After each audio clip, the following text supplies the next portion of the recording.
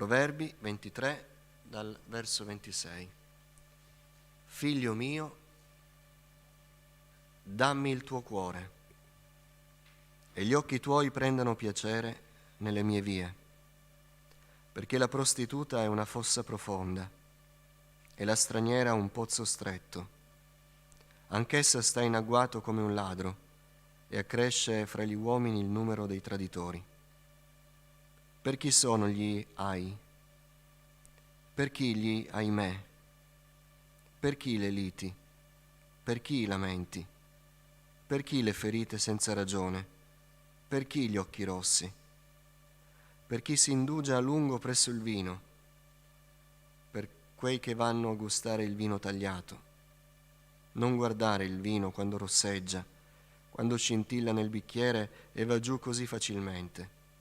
Alla fine esso morde come un serpente e punge come una vipera. I tuoi occhi vedranno cose strane, e il tuo cuore farà dei discorsi pazzi. Sarai come chi si coricasse in mezzo al mare, come chi si coricasse in cima a un albero di nave.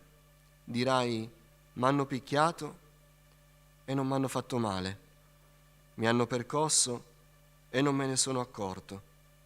Quando mi sveglierò, tornerò a cercarne ancora.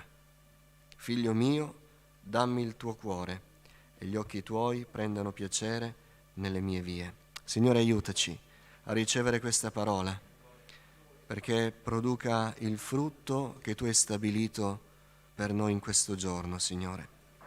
Signore, abbi pietà di me, purifica il mio cuore, le mie labbra, che i miei pensieri, Signore, siano guidati da te, perché procede in mezzo a noi la tua parola e non pensieri personali. Te lo chiedo nel nome di Gesù. Amen. Potete sedere.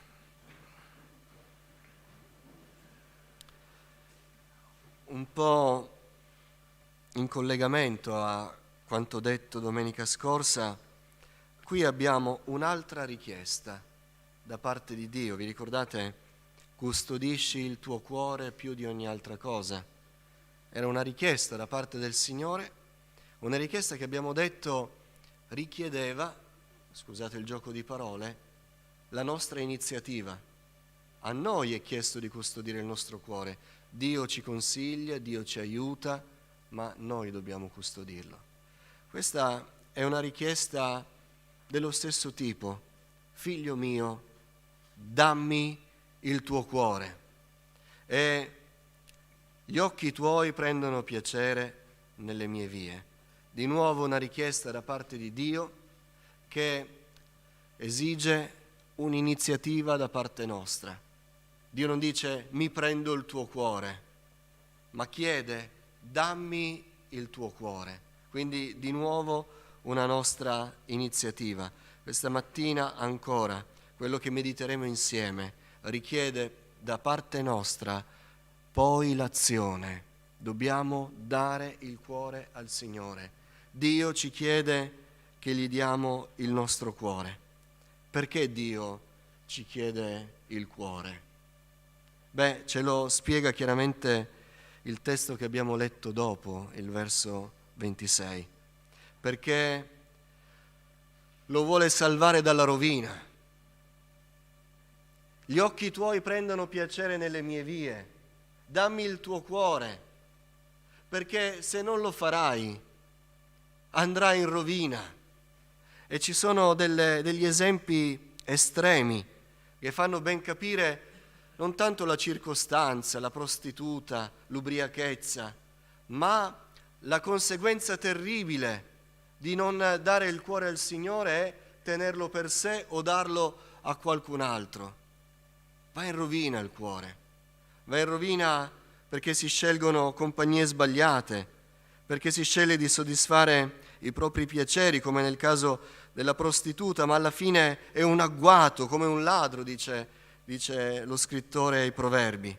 E ancora la ricerca del benessere, la ricerca dei propri piaceri raffigurati dal vino. Sembra tutto così facile, sembra tutto così innocuo, e alla fine però è come il veleno di una vipera, e alla fine diventiamo così storditi e così pazzi che non solo la nostra reputazione viene meno e facciamo discorsi senza senso, ma addirittura ne subiamo il danno e non ce ne rendiamo conto. Mi hanno picchiato e non ho sentito dolore.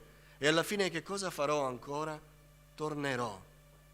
La rovina più estrema. Ora qualcuno potrebbe dire, ti posso dimostrare che tanti uomini e tante donne che non hanno dato il cuore al Signore non sono affatto in rovina. Sì, è vero, fino a quando parliamo delle cose di qua giù. È vero, fino a quando parliamo delle cose che possiamo toccare con mano, nel raggio della nostra competenza. Ma nel momento in cui, e quando viene una malattia questo esce fuori, quando viene un lutto esce fuori, quando viene un problema economico questo esce fuori, nel momento in cui dobbiamo affrontare le cose più grandi di noi e che pur sono nella nostra vita, nel momento in cui dobbiamo parlare della nostra anima, nel momento in cui dobbiamo pensare alle cose eterne, dobbiamo dire che davvero senza il Signore siamo in rovina. Signore, da chi andremo? Dirà Pietro. Tu solo hai parole di vita eterna. Paolo dirà, se abbiamo sperato in Cristo per questa vita soltanto, noi siamo i più miseri tra tutti gli uomini. Ed è vero, forse ci possiamo stordire per un po', distrarre per un po', pensando che la nostra vita è qua giù e può andare bene in qualche modo, ce la possiamo fare qua giù. Ma nel momento in cui ci fermiamo un attimo e pensiamo alle cose eterne, pensiamo all'anima nostra, pensiamo a che cosa stiamo costruendo per il giorno in cui incontreremo il Signore, allora i nostri occhi si aprono e realizziamo davvero che stiamo andando in rovina, perché il nostro cuore non è stato dato nelle mani del Signore. Per questo Dio vuole il nostro cuore, per salvarlo dalla rovina. Nelle mani di chi è il nostro cuore in questo momento? Nelle mani nostre? Lo abbiamo affidato a qualche nostro progetto? Lo abbiamo affidato a qualche persona? Se è così, questa mattina il Signore rinnova la sua richiesta. Figlio mio, figlio mio. È già un privilegio per noi ricevere la voce del Signore che ci chiama figli. Voi lo sapete che Dio non ha nipoti, ha solo figli. Lo dico ai figli dei credenti. Non vi basterà essere figli di credenti e comportarvi da figli di credenti per andare in cielo. Dio si deve rivolgere a voi dicendo: non figlio del figlio mio, ma figlio mio. Dicevo, è già un privilegio che il Signore possa dirci: figlio mio, dammi il tuo cuore, lo salverò dalla rovina, lo porterò in alto, gli farò gustare cose eterne. Vogliamo accettare l'invito del Signore questa mattina? La nostra vita senza Dio è alla deriva, la nostra vita senza Dio non ha prospettive. Tutte le domande esistenziali che ci facciamo, la ricerca di un senso alla nostra esistenza, è in Dio che trova risposta.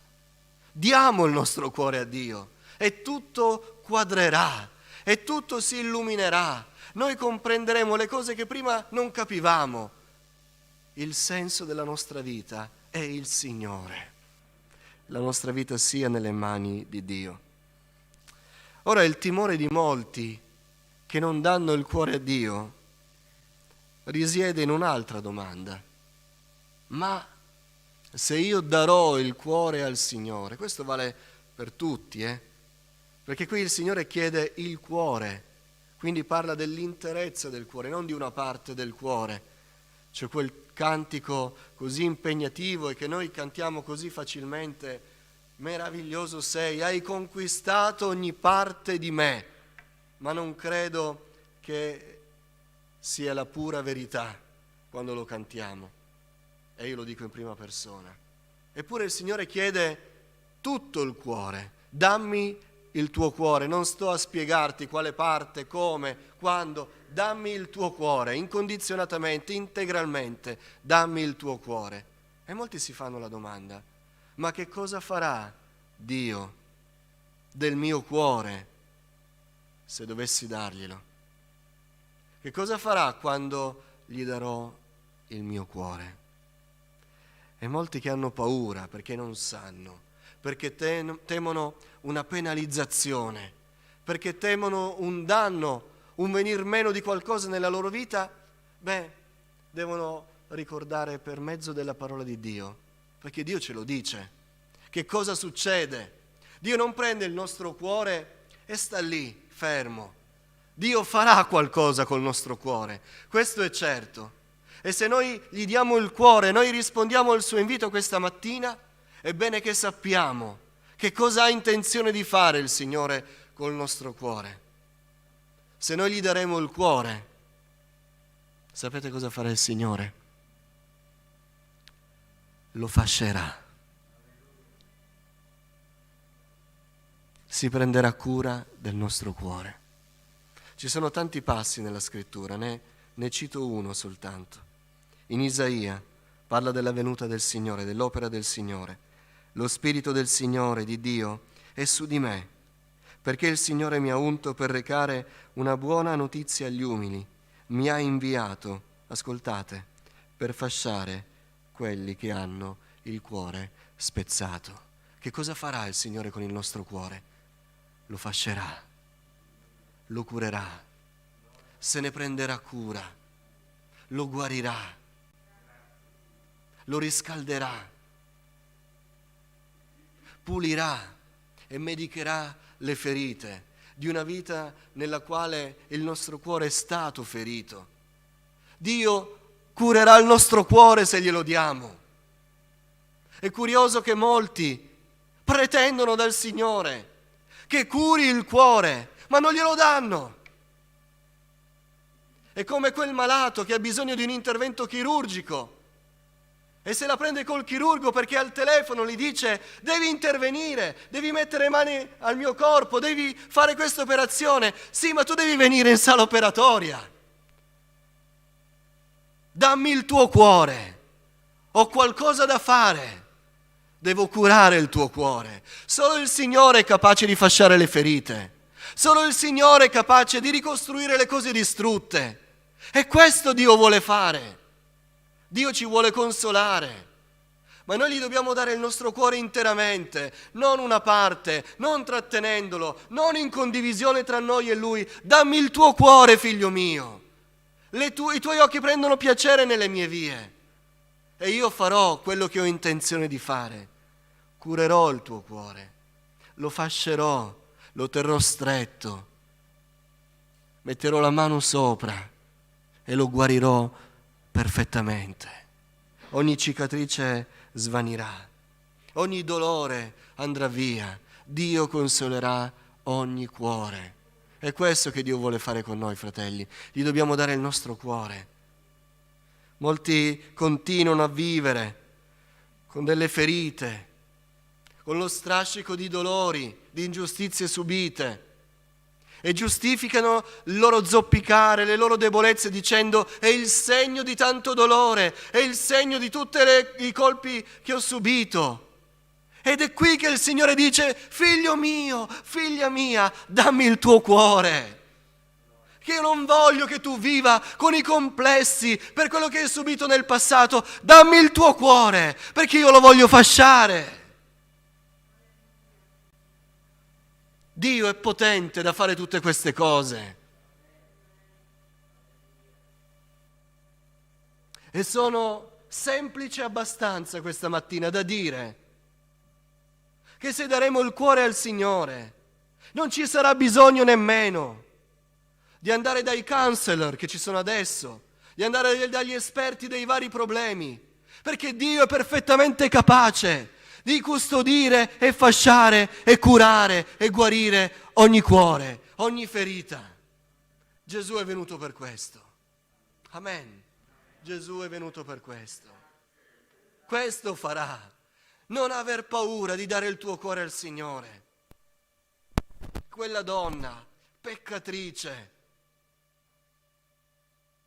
decise che la sua vita intera doveva essere data nelle mani del Signore. E non le importava che la prendessero in giro quando entrò nella casa del fariseo, perché c'era Gesù. Ma lei aveva dato tutta la sua vita al Signore, aveva capito che per lei l'unica speranza era il Signore, e andò ai piedi del Signore e le bagnava i piedi con le lacrime e glieli asciugava con i capelli, e fu perdonata. Lei diede il cuore al Signore e il Signore fasciò il suo cuore. Pietro, che rinnegò il Signore. Noi l'avremmo puntato dicendo: lui ha fatto l'errore più grande che si possa fare, irreparabile. Eppure il Signore fasciò il suo cuore. Va a dire ai miei fratelli e a Pietro che li aspetto. E quando li incontrò sulla spiaggia, prese da parte Pietro e gli chiese: Pietro, mi ami? Pietro, mi ami? Pietro, mi vuoi bene? E fasciò il suo cuore e lo riabilitò. Figlio mio, dammi il tuo cuore e io lo fascerò. Ancora, che cosa vuole fare il Signore se gli diamo il cuore? Vuole renderlo forte. Dio vuole rendere il nostro cuore forte. Qui ci aiuta una storia che abbiamo letto negli scorsi giorni insieme, la storia del timido e pauroso Gedeone. Gedeone era un uomo pieno di timori, era insicuro, ma una cosa fece: si affidò a Dio, con tutte le sue paure, con tutti i suoi timori, con tutta la sua insicurezza, che uscì fuori non solo quando andò a demolire l'idolo di notte perché aveva paura che lo vedessero di giorno, e non solo quando chiese a Dio per 2 volte: vello bagnato, prato asciutto, prato bagnato, vello asciutto, allora avrò le conferme. Ma ancora il Signore conosceva il suo cuore timoroso, e quando il Signore gli tolse oltre 20.000 e più soldati e ancora 10.000 e ne rimasero 300, già lui era timoroso di suo. Figuratevi un timoroso con 300 uomini davanti a un esercito di decine di migliaia di uomini. Il Signore conosceva il suo cuore e gli disse: se hai ancora paura, vai ai bordi dell'accampamento degli avversari e ascolta. E caso, tra virgolette, volle che proprio in quel momento, lì ai bordi dell'accampamento, c'erano 2 che si raccontavano dei sogni, e uno raccontò un sogno e l'altro lo interpretò in qualche modo. A Dio appartengono le interpretazioni dei sogni. Non era l'interpretazione di quell'uomo, era Dio che parlava a Gedeone. No, questo sogno significa che Dio dà il nostro accampamento nelle mani di Gedeone. Ed è scritto che quando Gedeone ebbe udito il racconto del sogno e la sua interpretazione, adorò Dio. Poi tornò all'accampamento di Israele e disse: alzatevi, perché il Signore ha messo nelle vostre mani l'accampamento di Madian. Gedeone in quel momento ebbe un cuore forte. Dammi il tuo cuore, figlio mio, e io ti darò un cuore forte, un cuore che non soccombe davanti allo scontro, un cuore che rimane fermo, rimane in piedi nella battaglia, un cuore che è capace di resistere e di essere fedele a ogni impegno preso per la fede. Questo farà il Signore se gli daremo il cuore. Lo renderà forte come noi non siamo capaci di renderlo. E scopriremo che sarà possibile non vivere in alti e bassi, in sconfitte e vittorie come le montagne russe, ma potremo essere stabili e fedeli nel Signore. Quanto male fa alla nostra vita, una vita di sì e di no, di ombre e di luci. E Dio non vuole questo per la nostra vita. Gli dobbiamo dare il nostro cuore, però. Figlio mio, dammi il tuo cuore. i tuoi occhi prendano piacere nelle mie vie e tu vedrai quanto forte renderò il tuo cuore. Ogni battaglia noi possiamo metterla nelle mani del Signore ed Egli ci incoraggerà, perché sempre, fratelli, sempre il Signore ha promesso che sarebbe stato con noi. Questo rende forte il nostro cuore, ma lo dobbiamo dare al Signore. Ancora, di tanto in tanto accusiamo il Signore perché non ce l'abbiamo fatta, perché siamo venuti meno nella fede, perché ci siamo scoraggiati e Lui non ci ha aiutato. Ma poi scopriamo che non gli avevamo dato il cuore, avevamo temporeggiato. Qualcuno ha anche detto: sì, lo so che è così, ma più in là lo farò, più in là so che dovrò dare tutta la mia vita al Signore. Ma se non lo facciamo adesso, il nostro cuore si indebolirà, mentre Dio lo vuole rendere forte. E quando sarà così, noi lo scopriremo senza neanche prepararci. Noi troveremo un cuore forte in ogni situazione. Infine, Dio vuole il nostro cuore per usarlo. Nessuno pensi che il Signore, che è l'autore della parabola dei talenti, non sia l'esempio da cui dobbiamo prendere spunto per poi ubbidire all'insegnamento di quella parabola.